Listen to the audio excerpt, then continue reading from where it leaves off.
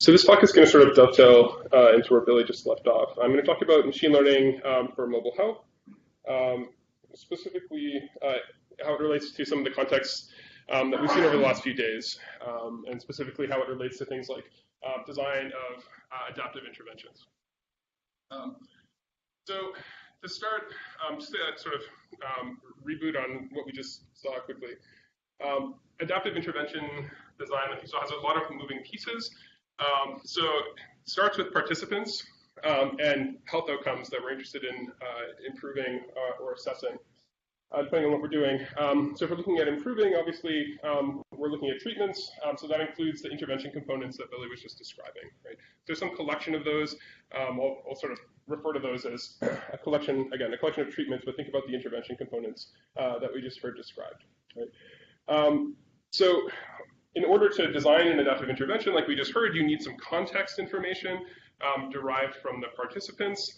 The participants are obviously also embedded in some much larger context around environment, and there are also factors there that are important. So if you think about weather, factors around built environment, all these things are potentially relevant depending on what you're doing, in addition to things like patient state, right? So with that context available, as we just heard, the goal here is to figure out a decision rule that selects amongst different intervention components or treatment options that we have available. Once a decision is made, there's some kind of intervention that occurs at the level of these individual components that might directly affect the participant. Depending on the timescale of adaptation, could also affect the environment. And so there, if you think about interventions on built environment, for example, there's more than just things that have to do with the participant themselves that are possible intervention points. It just depends on the timescales. Okay. So this is sort of the big picture of what's going on in this space. But it's missing something. What this particular picture is missing is this notion of time that Billy was just describing and the importance of time. So this entire sort of structure is replicated through time with respect to decision points. If we're talking about something like an adaptive intervention, where as we go through time, this process is happening over and over again. And so how you index time is an interesting problem, as Billy was just describing. If we just imagine sort of evenly spaced time points throughout the day or something like that as our potential decision points, that's the simplest framing for this. Event-driven time is another notion of time here. But what's important to note is that obviously things are not independent through time, right?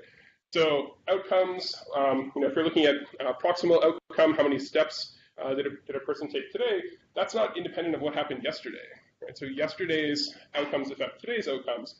Similarly, context is not independent. The context that you were in yesterday will probably be similar to those that you were in today, although there can be change points, obviously.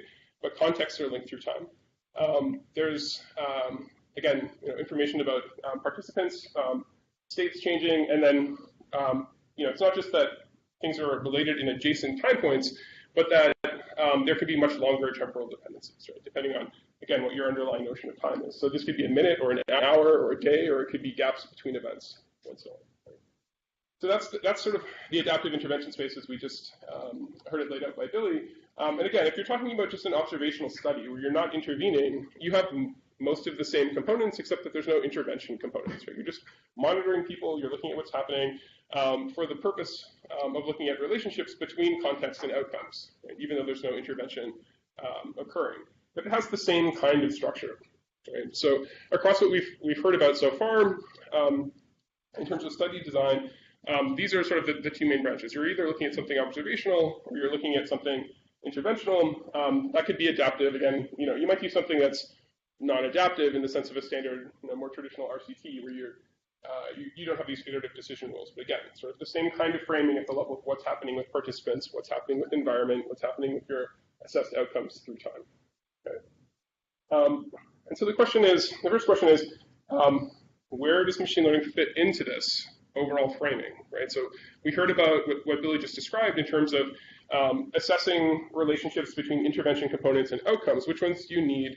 Which ones don't you need? And how do you assess what's going on at that level, right? So that's statistical methodology that answers a particular set of questions. And so what we'll address is sort of where does machine learning fit into this picture. Right? So just to review again what the protocol design questions are, again, if we're sort of looking across both observational and interventional types of studies. The first question is outcome measures. So if there's some health outcome we're interested in, how exactly are we assessing or measuring that? Right? That's the first question. And you may have proximal or distal outcomes, so near-term or longer-term outcomes that you're interested in. How are you going to assess those? Okay? So if you're looking at something like steps, maybe that seems obvious. There are other things that could be much more complicated. The second is context. It's the same question. How do you assess or measure the context? Okay, so you can do this using EMA. You can do it at different time frequencies. But there's a question there, right? We're talking about responding to context. Billy was just describing stress. How do you get the inference of the context that you're interested in the first place? So if we're looking at adapting over time, there are questions about the total number of time points that you're going to look at, the frequency of those time points, the notion of time. Is it sort of discrete time? Is it event-driven time? The time points where you're collecting or intervening. In terms of the collection of treatments, what's the set of treatment options you're going to use or intervention components? What Billy described was how to decide whether amongst a certain set of components, some are useful or not, or how useful are they, right? Again, that presupposes the idea that you already have some set you're trying to filter from. Right? So there's a slightly higher level question, which is how do you understand where to start? And then there's a decision rule like we heard about. So what decision rule should you use? So again, in what we just heard about, you can hypothesize a set of rules to look at, and you can evaluate their properties. But again, so how to get a handle on where something like this comes from. Okay. So where does the machine learning fit into all of this? So there are a number of different places where it sort of dovetails into the rest of the methodology that we've heard about to date. Right? So the first one that I'll talk about is inference for context and outcomes. Right? So we've heard about stress, we've heard about smoking, a variety of different types of outcomes and types of contexts over the last couple of days. And so obviously you can do a lot with tools like EMA, so with ecological momentary assessment. That has advantages and disadvantages. Right? So the primary issues with it are things like recall bias. So depending on the frequency with which you're asking people, if you're asking at the end of the day, what happened during the day with respect to certain kinds of events, recall can be limited, right? So if you want to know in particular when people performed some activity or when they were in a particular state, precisely, that's very hard. People are not good at that. Even if you're asking people 4 or 5 times a day, you still have, for certain kinds of problems, just limited ability to accurately and sort of temporally, precisely recall what was happening. The second is at this level of decision rules, like I was just describing. So if we have context, we have interventions or intervention components, and we want to look at inducing decision rules. This is another area where machine learning can help. Right? So what I'm going to start by talking about is inference for context and outcomes based on passively collected sensor data. Right? So Bill Riley's talk first thing on Monday, he pointed out this idea that there's this frontier of measurement in this space that has to do with passively collecting sensor data and then using it to infer these complicated health states. This is a very complicated problem in this space. So we're going to look at sort of how machine learning is used to solve these kinds of problems. Although, in this framing, the context and the outcomes are two different things. For our purposes, how they're treated or how you can treat them using this methodology looks the same. Okay? And so we'll talk about both sort of interchangeably. It's also the case that in some studies, what might be considered context is an outcome for another, or something that's a useful element of context, is itself a proximal outcome or something like that. Right? Okay. And so there are other places where the kinds of methodology that I'll describe fit into this broader space, and I'll just mention a few of them. So I'm going to sort of give you quite a high-level overview of how these parts fit together, and then I'll point to sort of some more sort of advanced concepts. So context and outcome. We're living in the era of big data. It's sort of almost cliche to point out the fact that data is not information. At this point, data is not knowledge. We can collect high volumes of sensor data from devices like smartphones and wristbands. If you're interested in things, again, like steps that a device like a Fitbit purports to output, that maybe seems straightforward. if you're interested in other kinds of contexts, this becomes much more complicated. So for example, if you're interested in detecting stress passively and unobtrusively using wearable devices, that's quite a bit more complex. If you're interested in doing something like detection of cigarette smoking itself, for example, individual smoking puffs, again, that's significantly more complicated. So often what we're doing is looking at sort of building sensor systems to collect this sort of passive and unobtrusive sensor data using the kinds of devices that you're all familiar with, chest band devices, wristband devices, things that look like Fitbits, and sort of devices in the fitness space, but then repurposing their capability, pulling out raw data, and then using it to infer a broader set of contexts around things like not just physical activity, but again, smoking, individual smoking puffs, stress, eating, a whole variety of additional sort of more nuanced contexts. Right? So we work with both sort of commercial devices and research-grade devices where we have the ability to sort of fully reprogram their operation to suit the kind of data collection that we're interested in. Okay? So I'm going to start by framing a problem. This is sort of the core problem in this space. If we're interested in building a algorithm that takes this kind of sensor data and issues inferences for context, there are a couple of different ways that can look. I'm going to focus on a problem that we'll call the event detection problem, thinking about discrete events. So this maps well onto concepts like detection of cigarette smoking, for example, or detection of eating. Right? So these are activities, they have some temporal extent, they start and they stop. And our goal is going to be to look at the data that we have and provide a labeling with respect to time of when these events are occurring. Right? So what we'll look at in particular is given some kind of numerical representation of the data that we have, right? In particular, a fixed size representation. We'll see why that's important in a second. How do we decide whether an event that we define, let's say again smoking or eating, has occurred or not at every time point? This is what the event detection problem is, right? The sensor data is streaming by. We're issuing detections at some frequency, saying yes, no, is this thing that we're interested in happening right now or not? Right? So that's the basic problem. We'll illustrate what's going on here in the context of cigarette smoking, just to ground it in a specific example. And so we'll look at, I'll show you some real data just to give you a handle on what this looks like. So this is a respiration inductance plasmography device that was developed through the MD2K project. It's also known as the RIP sensor for short. This is the AutoSense sensor suite. So it's a chest belt. This particular sensor basically is encoding the area enclosed by the band. This is what it does. So as you breathe in and out, when you're looking at respiration, the cross-section of your chest is increasing and decreasing in the cross-sectional area.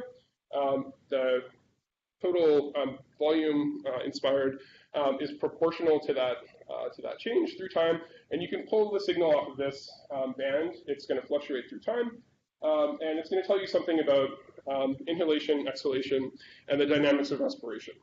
Right? So to solve this problem in practice, you'd want many additional modalities to do this very accurately, but we'll just look at this simple example where we're going to have this one-dimensional waveform from respiration, and our goal is going to be to try to build a cigarette smoking, particularly a puff detector, that's as accurate as possible. So what we're looking at in terms of the events are individual cigarette smoking puffs, and our data will come from this device. Okay? So we'll play a little game here. The game is to try and figure out what's going on with this data. And so in particular, to start, we'll look at some data, and I'm going to ask you the question, where are the cigarette smoking puffs in the data? Okay? Go. So this is what the data look like. You should never forget this is what data are, right? This is what the data looks like to a machine when we're trying to get it to infer something automatically about what's going on. So this is real respiration chest band data. These are measurements that are coming out of the system in millivolts. So it's not calibrated. It's not telling you lung volume directly. If you look at this long enough, probably the only thing you could pull out is that the data are semi-periodic. So if you look carefully, if you start somewhere, they're sort of like roughly going down, and then they start going back up again. That's about all you could see looking at this, right? So here's a more fair problem, right? So here's the same. This is just a chunk of the data, the first up to here or something like this time point. So here's a longer sequence of data plotted out. So this is time in seconds, and then this is just the raw values that come out of this device, out of the transducer. Right? So who has a hypothesis about where the smoking puffs might be? Again, what we're looking at is something that's proportional to the change in circumference and enclosed area of this device. Right? Basically, you're looking at variations in lung volume. Seconds. So this is 800 seconds right, at this end. So here at 600, this is 10 minutes. Who has a guess? Yeah. So 300 to 700. All right, so there's definitely some structure in here that looks different from the rest, so that's a good guess. If we zoom in a little bit here, from 300 to 400, again, we're looking at seconds, right? This is maybe a little bit more evident, sort of what the structure looks like. So you can pull out individual respiration cycles. It helps if you draw a baseline in, so you can see what's going on. So a respiration cycle, basically in this data, is from the baseline up to peak inhalation, and then down to peak exhalation and back up again. Right?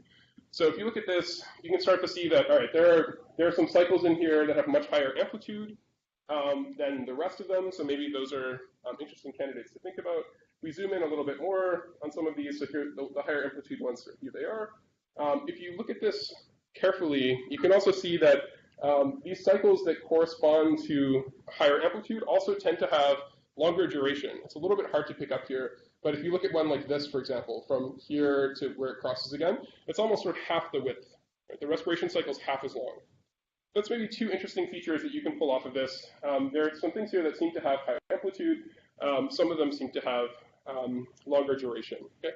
So in order to actually learn a model where you're trying to induce a detector, what you need effectively for machine learning to work are labeled examples. Right? So machine learning methods can't start from this alone and figure out what's going on with these data. Right? They need to start from labeled examples like this, where you tell it, here are the instances that correspond to smoking puffs, and here are the ones that don't. Right? So once you do that, in our exploration here, then you can start to think about what are useful features for discriminating the instances that look that are positive from the instances that are negative. Okay, and so I mentioned two features that you can sort of see here. This difference in amplitude, where the positives have higher amplitude, and the difference in duration. The duration of the respiration cycle is longer. So from a construct validity standpoint, that sort of makes sense. Right? So if you know something about what's going on with cigarette smoking, if you've ever watched someone smoke a cigarette, if you're taking a drag on a cigarette, people tend to inhale more deeply, they tend to exhale more deeply, and it tends to take more time for that inhalation-exhalation cycle to take place. Right? So that makes sense. There's a hypothesis for a set of features that might be useful. That's not, it's maybe we came at it a little bottom up, but if you have some domain knowledge, it makes sense. You can get it at top down as well. These are reasonable features. If we're just looking at two, which is where we'll stop for now. Okay, so what's next? So in order to frame out the problem properly, one of the things I mentioned just in passing was that it's important to have fixed size representations when you're looking at building these models. Fixed size numerical representations. Okay? That's a limitation somewhat of how these methods work. So if we look at these windows of data that we're pulling out, if we wanted to characterize respiration cycles, which is a natural way to solve this problem, we'll say whether every respiration cycle is a puff or not a puff, they have different durations. It's a different number of observations in each of these windows when we define them based on respiration by default, sort of by design, where we're looking at duration as one of our features. So the next step is to sort of take these instances and then map them into this sort of fixed dimensional space. And with these two characteristics that we've identified, stretch and duration, or the amplitude and the duration, we can build what's called a feature space representation of our data. Right? So our raw data snippets look like this. And what we're going to do is map them into this stretch and duration space by taking these little waveform chunks and assessing what their stretch is. That's the peak, the positive peak to negative peak difference. Or the peak inhalation to peak exhalation difference. That's our stretch. And our duration is just the length of the respiration cycle, right? So from start to end. So here's one with relatively high stretch and high duration. The next one is low stretch and low duration. This one's maybe even higher stretch. This one's lower stretch and lower duration. So the idea is we take all the data we have and we map it into this space, right? And so we've converted, in this particular instance, because we're only using two features, our feature space is two-dimensional, we've converted our problem of event detection into what is now a very geometric problem. Right? So what we'd like to do is discriminate so we keep doing this and we have enough examples, you can start to see sort of where in this two-dimensional space are the positive examples and where are the negatives, right? What we'd like to do is build a function, right, an algorithm, that can take as input any point in this space, right? So right down here in the bottom corner or over here, anywhere, and tell us what the prediction is. So do we predict that a chunk of the time series that's set over here with a stretch of this amount and a duration of this amount is a positive example or a negative example, right? Is it a smoking puff or is it not? And so we can think of the problem at this point in this sort of geometric way, right? So what we're going to look at is inducing what's called an event detection function, and it's the object that I just described. So it's a function that takes as input a piece of the time series. We have to apply this sort of feature mapping that we just described to get its duration and its stretch. Once we have those two numbers, we're asking, should this particular data element, this data instance, have a positive label or a negative label? So this function will only have two outputs. It's going to say 1 if it thinks the event was, let's say, smoking, a smoking puff, and 0 otherwise. So again, this is the red dot class here is what we were using as the positive class, right? So this is the mathematical object that we're trying to construct, right? It's this function that takes a stretch and duration and maps it into yes or no, are we seeing a smoking puff or not, okay? So if we think about this, again, geometrically, what we're talking about is a map. Okay, it's maybe not so obvious from this definition, but this is what this describes, right? So if we plug every point in this space into the function f that I just described, it will tell us whether that point should be a 1 or a 0, right? A red or a blue. So you can do that. You can approximate that process and color the whole space, either red or blue, depending on whether you think every point in the space should be a positive or a negative example. So for example, we could do this, right? Here's a hypothetical event detection function for this problem. Is it good? Not perfect, not bad. It's not bad, but it's not so good, right? So how do we know what's going on? So, I mean, here's a point. Everything over here in this blue region we're saying is negative. Everything over here in this red region we're saying is positive. But this particular function makes mistakes, right? So it would say that this red point, this observed red point, is positive when it's actually a negative when it's actually a positive, and here's another error. Okay, so this is somehow not great. There are better maps that we can get for this collection of data points. So for example, this one. Right? In fact, there's an infinite collection of maps here, even maps that are defined by straight lines, that will separate the red points from the blue points. Right? In that sense of accuracy, that they don't make any mistakes on this data, they're all equally good. Right? But that's a good sort of first intuition for what we're trying to do.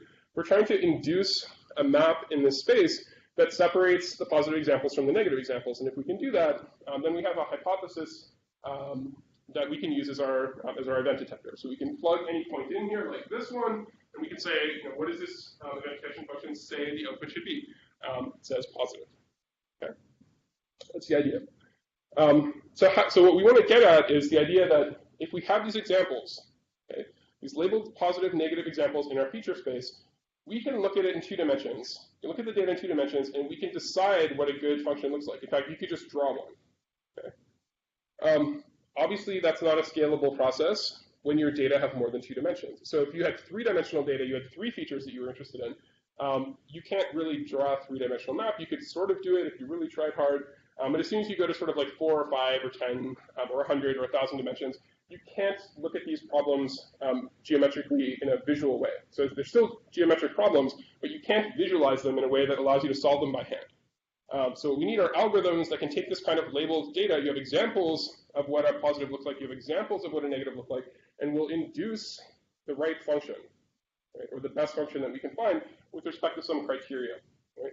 So what we need is this notion of a model. Again, interesting terminology. Right? We've heard several different people talk about models. Model means a slightly different thing everywhere. Here's what I mean in this particular instance by an event detection model. Right? So an event detection model is just a set of these functions that take feature vectors, these feature points, as their input and output detection decisions. Yes, no. Okay? So here's a particular example. This is sort of the simplest detection model that you can have. It's what's called a basic linear detector. Okay? So if you know linear regression, then this is the form of what a standard sort of linear regression model would look like. You plug in your input values, you weight them, you add up those weighted products, and for regression, that would be your output. right? But for a detector, what you do is compare that weighted combination against a threshold, which is this W0 over here. Okay? And so if this sum of weighted products exceeds the threshold, then we'll say yes, this is an example of a positive class. Otherwise, we'll say no. Okay? So mathematically, this is a very simple model. Geometrically, what it corresponds to is the space of all possible straight line separators between the two classes. Okay? So mathematically, this is a valid description. If you thought of the set, it's actually an infinite set of these maps where this straight line, the dark line, which is referred to as the decision boundary, is a straight line. Okay? So it's the space of all possible straight line separators. And again, you can see some are sort of good, some are very bad, some are better in this space. Okay? So this construction gives us access to all of them, right? All uncountably, infinitely many of them. And the problem is, which one should we choose? Okay? And so that gets us to the learning problem. Okay? So what's called the event detector learning problem is the problem of, given some labeled examples, right? We have the feature vectors, we have the event labels, we define a model, a space of possible functions we're willing to consider. The event detector learning problem is, how do you pick the best one, right, amongst that set? That's it. So there are different notions of what the best one means. So one notion is what we were describing earlier, this idea that you want the detector to be as accurate as possible. Okay? It should output detections that minimize the number of errors. Okay? So again, we can write that down mathematically. What does it mean? Well, we can take the true, we'll consider the true output for a particular instance, call that y, and then we can take the corresponding input. Again, we have input-output pairs, the feature vectors and the labels. We can take the input, run it through a particular detection function, right? One instance of this model, one element of the model set, get the corresponding output, and then compare. So if the model says we should have a 1, but really we have a 0, then we made a mistake. It says we have a 0, but really we have a 1, we made a mistake. Otherwise, there's no mistake. This sort of square bracket notation is just sort of indicator notation. Just think of it as counting the number of errors, basically. That's all that's going on. Okay? So then what we're trying to do, this is an optimization problem, what we're trying to do is find the parameter, right, the set of linear combination weights. So if we flip back for a second, these W's, right, are unbound parameters of this model. We have to figure out their values. That's what it means to select an instance from the model, specific instance, right? So every one of these maps corresponds to a different W, right? That's all that's going on. So what it means to pick the best, geometrically, we're just picking one of these. Mathematically, what's happening is we have to decide on these coefficients W, exactly as you would in a standard sort of linear regression. And so here's a criteria for detector learning for choosing the best W. We're going to try and pick the W that minimizes the errors. Okay? And like we saw before, there are possibly going to be lots and lots of different W's that all give you the same minimum error. Right? In this case, the data are what are called linearly separable. It's possible to separate them with a straight line, and then there become infinitely many lines that can do that, right, in this particular instance.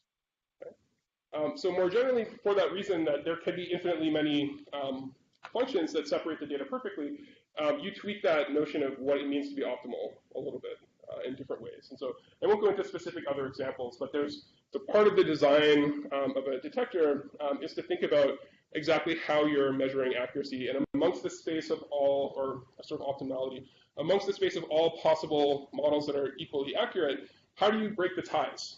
Right? So some might be better than others. If we have an example here, yeah. So if you look at this one, for example, like your decision boundary is just sort of touching this blue point and that red point. The one we had up earlier that sort of stays away from the data as much as possible to create the biggest gap, that's called a detection margin, where you try to keep the data far away from the line that you're saying separates the two classes. That often works better, right? So that notion refines the idea of accuracy to a notion of we want the most accurate model, but one that also maximizes the separation between the positives and the negatives where possible. So this is an example that doesn't have good margin properties, and this is an example that has better margin properties. Okay, so it's a more refined notion of what it means to be optimal. Okay, so there are a variety of different issues that can occur when you're looking at learning these models, and I just want to look at. Okay, I want to look at a couple of examples quickly. just as a demo. Let me get out of PowerPoint quickly. Okay. So if anyone watched MHCI videos from last year, we tried to do this and it completely failed, but I think we'll be okay this time. Right? All right. So the idea here is, this is, imagine, same feature space that we had before. We have a two-dimensional feature space. We want to replicate the example that I was showing you, but for real, we can do that. So we have two classes, our 0 class and our 1 class.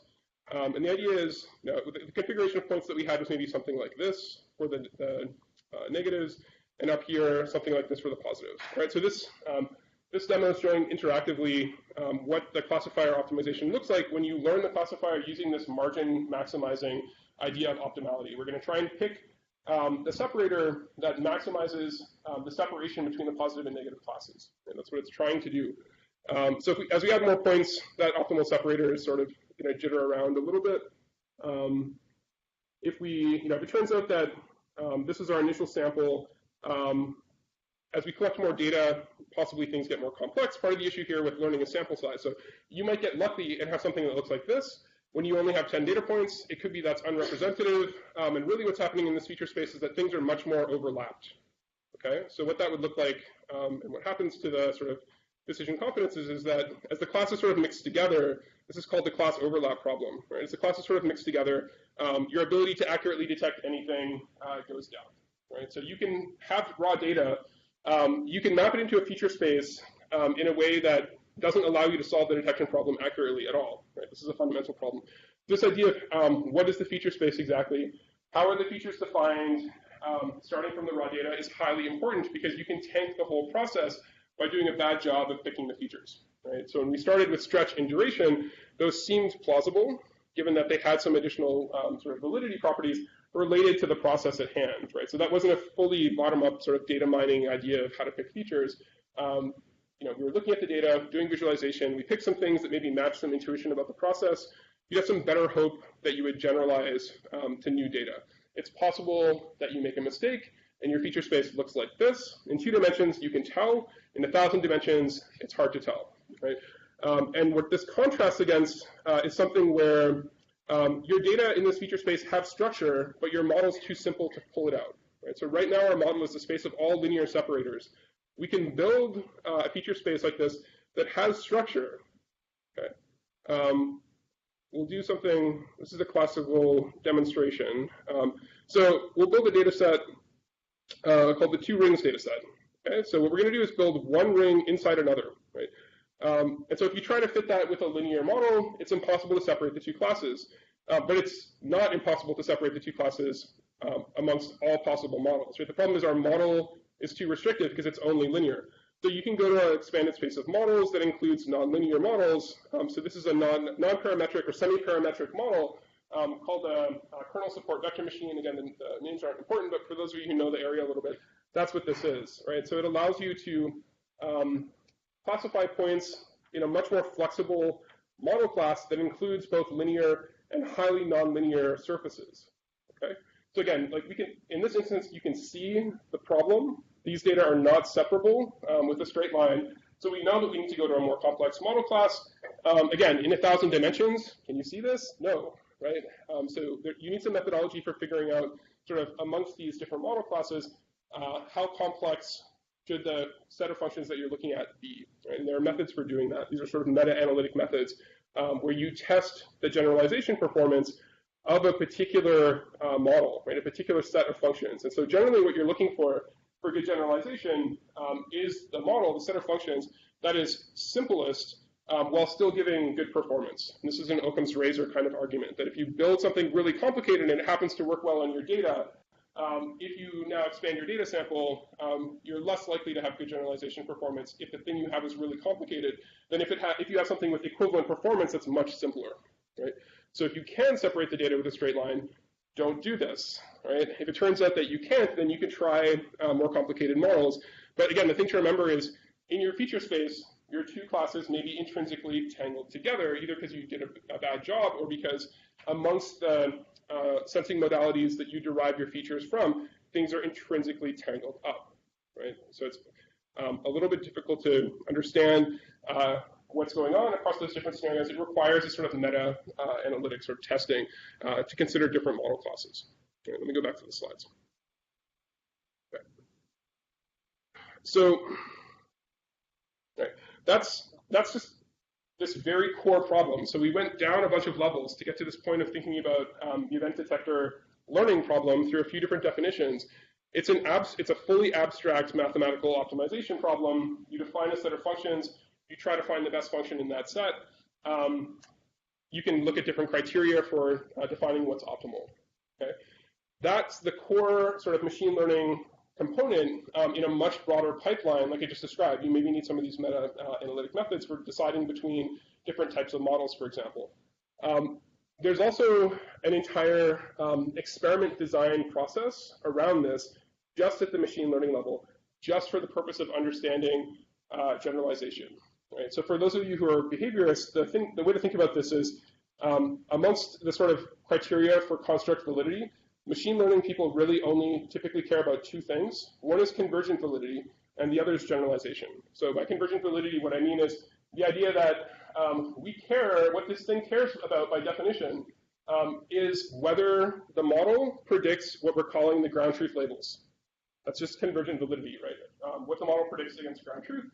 But if that's all we cared about, we'd have this problem where there are infinitely many models that all give equivalent performance with respect to our initial data sample, right?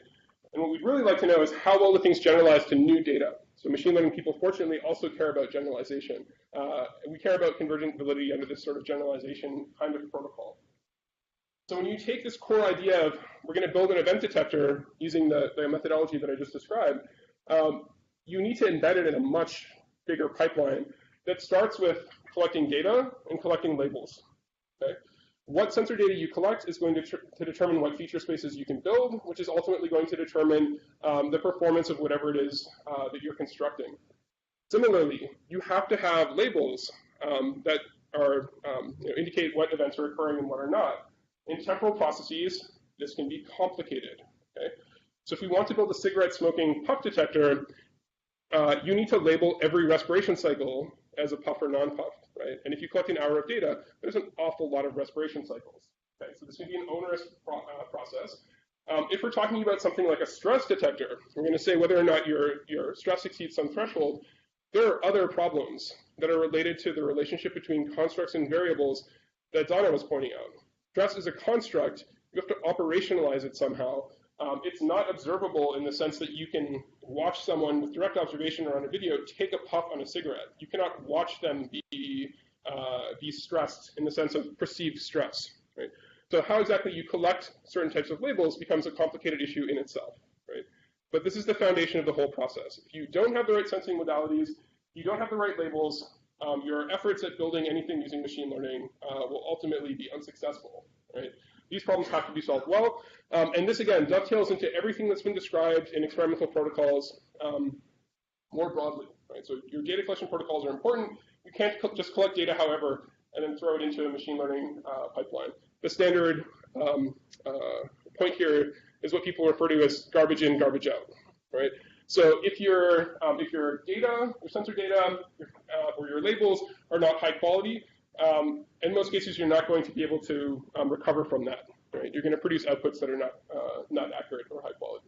Right? So this, in a broader pipeline, the next thing that would happen is some data cleaning. So we've seen some instances in the week so far around things like missing data.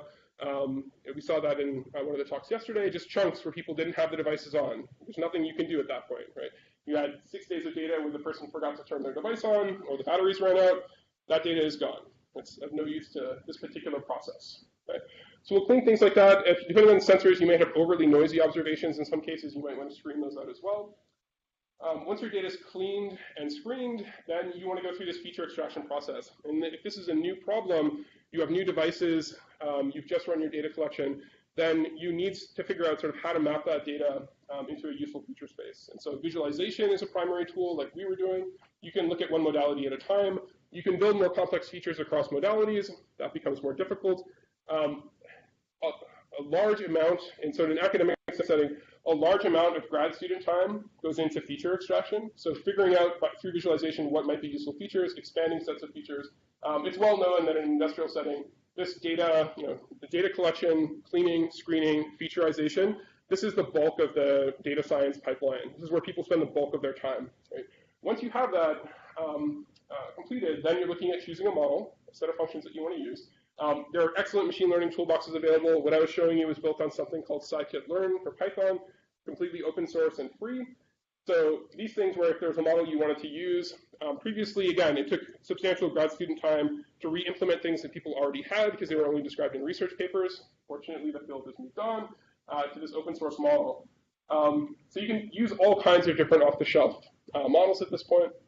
And you take your model with its associated learning algorithms, and you learn your detector model, okay? And then you're done. Right? So you did your data collection, your labeling, cleaning, screening, feature extraction, choice of model, detector learning.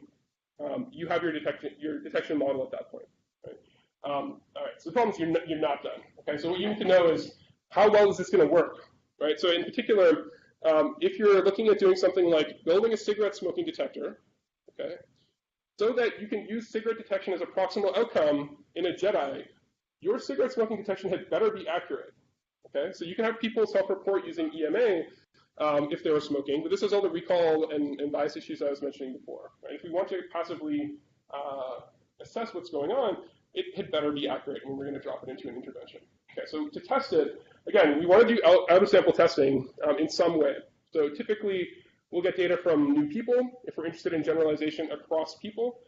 If we're interested in building something that's personalized, we want new data from the same person. So typically, we do something like, you can run a single data collection process, but we'll only show during training, let's say the first half of the data we collected, and then in testing, we'll take the second half, a temporal split. Okay? So there are different kinds of protocols, and I'll summarize them in a second. But then you go through this process again. So you do everything identically. You take your detector model that you learned, you just apply it, and you evaluate its performance. Okay, so again, we're back to this idea of convergent validity. We have our ground truth labels that we collected. We run everything through the pipeline, and we compare. Okay? You can embed all of this in a bit of an iterative cycle where, like I showed before, if it turns out that our model class we picked was particularly poor, we might want to go back and change it. You have to be a little bit careful about data reuse. In these scenarios, you really shouldn't relearn on the same data that you had, although effectively, that's what everybody does. Right? So long as you're not mixing data across these two sides, that's maybe not so bad, but you do have issues with sort of climbing some like model selection gradient. You do this process over and over again, right? Where you're artificially inflating your performance on test by repeatedly going through this sort of model selection process. Right? Okay. Then the last component here, so if we were doing like academic machine learning research, it's typical for people to do the first two things, report a performance number. I built this thing for this particular problem. It's 95% accurate.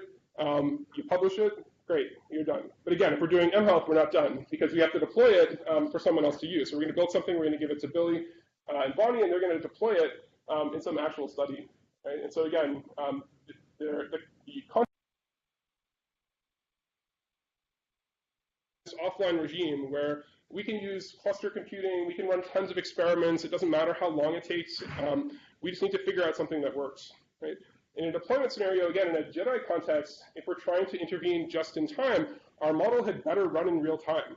Right? So there's an additional constraint where when we deploy it, everything that we're doing along this pipeline has to run in real time. So there's some very advanced methods that are computationally very expensive where you can get very good accuracy or better accuracy, but they may not be deployable easily over a device like a smartphone. Right? So if you're trying to take something that runs on a cluster or in the cloud and put it on a phone, that's a difficult problem. Okay? So you can do things like cloud support, you can do cloud assist, but there's an open space of research of how to design systems and how to effectively sort of move things across that bridge. So there are interesting problems there as well. Right? That's what the entire picture looks like, right? So the detector learning problem, which is the piece that machine learning researchers typically focus on in the sense of building better learning algorithms, is this one little box right at the top. Right? We also look at building better models of different kinds. That's sort of this box over here. Everything else is this whole supporting infrastructure where when you actually want to do things in practice and make sure that they work, there's all this additional work that you have to do. It's very typical in machine learning research as well to start with previously collected data. There are canonical data sets that are benchmarks that people use to validate new methods. That's great because everything's comparable. But if you want to build something custom to use in a study, just be aware that there's a lot of work here. You don't know, there are issues with labeling, there are issues with data cleaning, what are the features that you want to use, and things like that. Okay, so there's this much broader context in which these ideas are embedded. So I already mentioned a little bit about this idea of just study design. So there are different concepts of generalization that are relevant in mHealth. So this idea of within subject design, where what you really care about is building something that's personalized for a specific individual. And then the implication is when you do this whole pipeline, how you partition your data changes, right? So if we want to do within person, it's what I described. You train on some data from each person. You test on some other data from each person. When you deploy, you're typically going to a whole new sort of field population, right? For between subjects, again, if we're interested in building something that works for everybody, we're going to get some people, we'll train our model, we will then look at how it performs on a new set of people, right? Because what we care about is the ability for something like this to work across populations. And so these two designs are not the same thing. What it means to say that you have 95% within person predictive accuracy is not the same as saying you have 95% between person predictive accuracy. And in particular, typically there's a large drop between these two regimes, where it's much easier to build something that's personalized from a machine learning perspective. It's easier to get a good function than something that will work across people. The problem with building something for every individual person is you have to build something for every individual person. So if you're interested in deployment, you can't do that if you want to scale out to large numbers of people in an easy way, or at least there are active research problems. Right? You can do what's called transfer design as well, which is a little bit more fancy, where you start your model from some data that's been previously collected, and then you look at trying to personalize it to another group, right? So this is exactly what Donna was describing as the cold models, warm models, hot models idea, right? It's the idea that we want to personalize something. People are not, they're different, but they're not completely different, or at least people maybe form reasonable groups of some kind, and you can leverage that, right? So when you're looking at personalization, the idea that you have to start from scratch isn't necessarily the case. So you can leverage whatever you know from people that you've already collected data from and start from there. Okay? So I think I'll end, let's see, I guess with the way the timing works, I think I'll probably end here. So just to sort of provide some insight into the challenges that are specific to this space. You can already see the kernel of where machine learning fits in is this tiny corner of this much larger process. And the demands that we put on these methods in an mHealth context is typically broader than what happens in other academic contexts, right? And on top of, I guess I've described some of these ideas, but we'll just summarize the rest. So the first thing I'll point out is that obtaining labels is hard, okay? So you need to collect a sufficient number of accurate labels, where accurate both means if you say, it's supposed to be puff versus non-puff, if you say it's supposed to be a puff, it should be a puff, right? But you have this problem of labeler reliability. Maybe you get some noise in your labels where the values are not correct, right? That's one kind of accuracy. If you're looking at temporally, quickly evolving processes, again, like the puff detection process, another problem is like the temporal precision of the labels. So, is it easy to label a 1 minute window and say, was there a smoking puff inside that 1 minute window? That's not too hard, right? But if you want to say, for every 1 second window, was there a smoking puff? That's much harder. If you want your issued event labels to be accurate to high temporal precision, again, it's hard. I already mentioned this idea of the difference between activities and states, in particular mental states like stress, where ground truth may be hard to define. What is stress? That's your homework assignment, right? Figure it out and let me know. We'd love to know. You can operationalize this idea in different ways. Yeah, exactly. You can operationalize this idea in different ways, and it has implications for what you collect as labels, right? Different operationalizations result in different labels, result in different detectors. So ground truth, just the notion of ground truth, or even that ground truth exists, is a controversial idea in this space for certain kinds of constructs. So be aware. Feature design, like I said, poor feature design tanks the whole process. How do you come up with good features? It's typically been a very labor-intensive process. We heard a mention of deep learning yesterday in one of the talks, which is a methodology that both aims to learn detectors and learn good feature spaces at the same time. How many people have heard about deep learning in the media? Yeah, pretty much everybody, right? So the caveat here is that you can get your data to tell you what a good feature space is for your detection problem, but only if you have a lot of data. Okay, so the application areas where deep learning has been used, things like image recognition, face recognition, there are millions and millions of labeled examples underlying those results. Okay, so if we had millions and millions of examples of different people taking cigarette puffs, we could get the data to tell us what a good feature space is.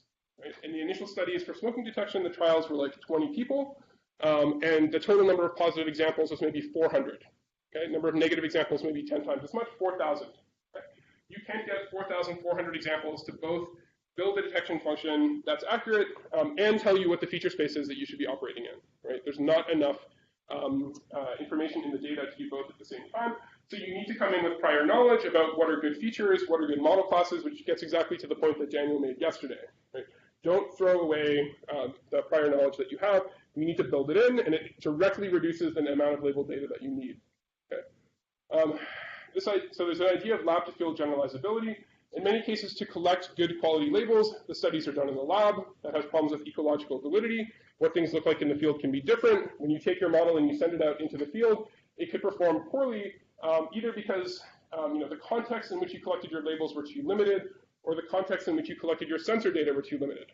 Right? If you only looked at people sitting still or smoking a cigarette, what happens when they eat a donut? Right? That's going to look like cigarette smoking. Right? What happens when they scratch their nose? That's going to look like cigarette smoking. Right? Why? So if you're looking at actigraphy, all that you pick up is sort of a hand-to-mouth motion for smoking. Right? If you're looking at actigraphy on the wrist, as opposed to respiration. So you have this aliasing of different kinds of events, and if you're not exploring many, many contexts in the lab, this is a problem that can occur. Okay? From the perspective of your feature space in your detection model, different events can look the same, right, in the field, and you just don't see it in the lab because you never collected data that looked like that. Right? Between subject variability, I mentioned already, often you get better performance if you're looking at individual models for individual people. If you try to generalize across people, it's harder. So big cross-sectional data often isn't enough to get good performance for some tasks. You really need big longitudinal data. This gets to sort of the n=1 problem. If we want to build something custom for everyone, it will work better. The evidence is it will work better for just about every problem we've ever looked at in this space. The problem is getting the labels. So you can do personalization. You can do personalization with transfer to decrease the cost. The problem is, in the field, how do you get reliable labels, or how do you use the labels that you can get to maximum effect? Again, there are open research problems here in machine learning. Domain knowledge I mentioned a second ago. The problem here is how to actually effectively encode the domain knowledge that you have into the models that you're using, or that you're trying to build. Right? So it's one thing to say you have some intuition that you want to include in your model. It's another to actually operationalize that within a particular modeling framework. And so again, this is an area where there's a lot of open research questions, building modeling frameworks that admit affordances for modelers who are not necessarily machine learning experts to express their domain knowledge in a reasonable way. It's another area that we're working on. The last one I mentioned already, this idea of offline versus real-time. Building offline analytic methods is easy. You can use all the compute that you want. You can use cloud compute resources. You can spend an hour processing every minute of data. It doesn't matter. The transition to real-time is much more complicated. And so again, this is an open area of research, both at the systems level, how to effectively use cloud support, how to think about when you can't access the cloud, what do you do? And from the perspective of how do we take a model that was constructed in a totally non-resource constrained setting and come up with a version of it that's as accurate as possible that fits within the resource constraints of wherever you're deploying it. And again, this is another area of active research. So there are other places where machine learning can sort of dovetail with the other things that we've talked about. It's a complement to the control theory methods that Daniel talked about from the perspective of looking at decision function induction within an adaptive trial. That's an area called reinforcement learning within computer science, and it's set up sort of very similarly but slightly differently to the framing for control systems and model predictive control. There are other kinds of machine learning problems. What we've been looking at here is an instance of what's called supervised learning, where you're looking at taking inputs, pairing them with desired outputs, and learning a function that does the input-output mapping. Right? You can do that with continuous outputs if you want stress level, for example. That's a regression problem. This might be more familiar in a statistical context, but a regression problem, again, with a predictive objective. We want to predict continuous outcomes as accurately as possible. Okay. There are other kinds of problems. Again, what Eric Heckler alluded to yesterday, in the bottom corner, I have a diagram over here that was labeled machine learning. Is really what we would call unsupervised machine learning. He was talking about automatic organization and representation of data. So the problem he described was the clustering problem. If you think about the problem we were looking at with the red and blue points, but you took away the red and blue colors and you just had these two clouds of points. That problem is to recognize and identify structure in data. So how to take data in high dimensions and figure out where the clumps are, the clusters. That's a method that's very commonly used in computational phenotyping, which again provides potentially inferred context that can be useful for some of these kinds of interventions. We want to characterize and group individuals. Yeah. So I think that's what we're all doing. So we looked at just this one little corner of the kinds of methodology that machine learning can sort of provide in this context of detector learning. We looked at how to build a detector, what the issues are, in that one very specific, precise problem, and then we look at the much broader context around it that occurs, and then again, the broader and sort of deeper context that and constraints that mobile health imposes on that process. Okay? And then sort of what are some of the limitations and the challenges that are really all the 5 or 6 things I put up here are all active areas of research where my group is doing work and others are doing work as well to try and solve these problems, to provide methods that are easier to use, that will work with noisier data, lower quality data, speed up things like personalization and adaptation. Okay, thank you.